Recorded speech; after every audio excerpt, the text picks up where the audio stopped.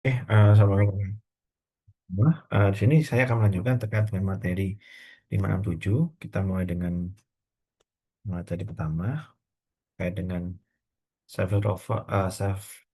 level in software process, level in software process, di mana adalah kita memahami terkait dengan proses level dari proses, organisasi, proyek, tim, dan individu. Kita ada tiga jenis, ada organizational process, capability matter model, ada personal software process, ada tim software process. Eh, di Capability Matter Model atau CMM adalah metodologi untuk mengembangkan dan menyempurnakan proses pengembangan perangkat lunak organisasi dibuat tahun 84 untuk menjaga sebuah proyek software ketan US diharapkan agar lebih terorganisasi dan sistem lebih matang. Makanya di sini ada kedefinisian proses perangkat lunak di mana kita bisa mendefinisikan, mengolah, mengukur, mengendalikan, dan efektif. Kedefinisian ini adalah potensi pertumbuhan kemampuan dan kekayaan proses, konsistensi penerapan dalam suatu proyek organisasi.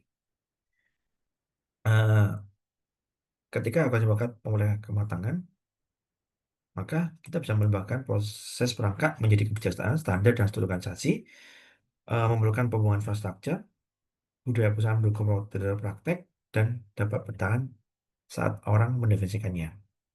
Ini perbedaan antara mature and immature di sini adalah dia ada informasi praktisi, ini eksistensi dari organisasi, ini reaksional, ini dia komunikasi secara kuat, ini rutin tapi tidak dasarkan perkiraan realistis, ini ada biaya dan kosnya, tenggat waktu diberlakukan, ini memantau kualitas, tidak ada tabel ada dasarnya. Nah, ini adalah lima level dari suatu proses maturity. Kita punya inisial, kita punya repeatable, kita definisikan, kita manage, sama kita automation. Jadi ini mengukur kematangan proses perangkat lunak, mengawasi kemampuan proses perangkat lunak, membantu organisasinya. Eh, jadi setiap kematangan itu bisa menampilkan komponen penting, bisa menetapkan komponen berbeda dari proses perangkat, menghasilkan peningkatan. Eh, ini PSP, ini juga bagian dari software quality, tapi fokus pada pekerjaan. Membuat sistem software yang berkualitas, setiap engineering pejabat sistem harus melakukan pengujian kualitas untuk menggunakan praktek ekstrak yang tepat pada konsisten, merencanakan dan merancang pekerjaan mereka, menggunakan proses yang dapat berhitung, membuat goal dan tujuan dapat berhitung, melacak performa, mengatur kualitas, melakukan analisa, dan menggunakan hasil-hasil untuk bagi proses berikutnya. Setiap pekerjaan berbeda, makanya kita harus bisa menyenangkan pejabat mereka, kita harus melihat konsisten terkait dengan performa mereka, kita harus menghasilkan produk dan bertanggung jawab produknya. Muaranya adalah biayanya lebih murah untuk menemukan mereka yang lebih awal, menjaga kerasakan, dan merupakan cara cepat teman untuk melakukan suatu pekerjaan. Prinsipnya adalah setiapnya berbeda, kita harus melihat begonya berbeda, terus proses dapat bisa dihitung, kita bisa menghitung suatu performa, kita bisa mendefinisikan, eh, bertanggung jawab terhadap kualitas. Jadi tidak ada superior, tapi kita harus melihat bahwa setiap engineer itu berusaha keras untuk melakukan pekerjaannya agar menghasilkan pekerjaan yang berkualitas. Biayanya lebih murah dalam memperbaiki. Terus kita bisa mencegah kerusakan lebih efisien daripada menemukan dan memperbaikinya. Berbuat cepat untuk melakukan suatu pekerjaan. Nah, ini adalah rencana pekerjaan, penilaian, plan misi track produk, sama analisa. Ini proses untuk mendefinisikan. Ini membutuhkan waktu untuk menyelesaikan. Terus ini adalah fokus, ini adalah analisanya. Nah, ini tim software proses. Ini adalah membantu tim teknis dikembangkan 96 untuk disiplin terkait pekerjaan teknik. Nah, ini adalah contoh suatu teamwork dalam teknik. Ada pengembangan software, ada maintenance. Jadi tim itu membutuhkan dua jenis proses umum yang disetujui dan bimbingan kepemimpinan yang efektif. Ini adalah mempunyai peran masing-masing. Ini adalah karakteristik yang efektif, anggotanya terampil, tujuannya jelas, sumber daya memadai, anggota termotivasi, saling mendukung, disiplin, sama kemampuan untuk berinovasi. Jadi dengan adanya inovasi dan efektif, eh, suatu tim engineer itu harus percaya dan saling support terhadap lingkungannya. Ini prinsip pembangunan tim efektif. Punya tujuan sama, ada strategi, ada prosesnya, berpartisipasi, ada negosiasi, meninjau dan menerima, melakukan pekerjaan, berkomunikasi, terus mengetahui status masing-masing. Ini operational team, kita lihat seperti ini CMM atau improve. Ini pada fokus, sorry, CMM itu pada organisasi, ini pada tim, ini pada individu personal. Nah, ini terkait yang ini materi pedoman 5, saya lanjutkan di pedoman ke-6. Ini gimana kita mengimprove suatu proyek. Nah, jadi kita bisa melihat pendekatan basis model atau berlanjutan. Model adalah kita melihat dari suatu model, kita bisa melihat apa sih yang bisa kita improve terkait dengan deadline-nya, terus perbaikannya, kita melakukan kualitas, mengurangi biaya, mempercepat proses. Nah, di sini kita fokus pada peningkatan proses dan manajemen proses kita menggunakan praktik rekayasa. Tujuannya adalah meningkatkan kualitas produk dan proses dapat diprediksi. Ini adalah plan driven development. Ini berbasis kedewasaan. Ini berbasis agile. Jadi pengembangan perulang dan pengembangan biaya overhead. Karakteristiknya adalah pengiriman fundamentals yang cepat dan responsif. Ini adalah proses kita coba menekan overhead-nya. Business model, ini model masalah top-down approach. Membandingkan proses organisasi dengan model referensi untuk mengindikasi area masalah belum jelas, yang belum jelas, memberikan waktu level, berkelanjutan, improvement, untuk membangun solusi berkelanjutan, untuk masih masalah, menerapkan dan mengamati tindakan. Terus ini adalah kita coba ukur, kita analisa kata berubah. Ini adalah siklus. Ini adalah gimana mendistribusikan terkait dengan proses perbaikannya. Ini adalah aktivitas yang berkelanjutan, di mana proses dikenalkan, lingkungan bisa berubah, dan proses itu harus berevolusi untuk melihat perubahannya.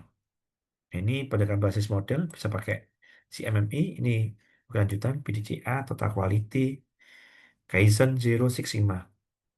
Ini jenis pendekatan basis model.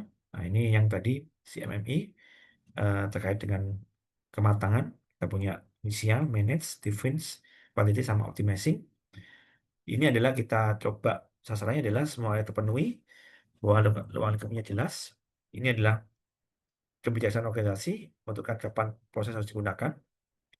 Ini kadang standar organisasi sesuai dengan persyaratan proyek, tanggung jawabnya seperti apa. Ini adalah optimalisasi, ini adalah ISO yang bisa digunakan.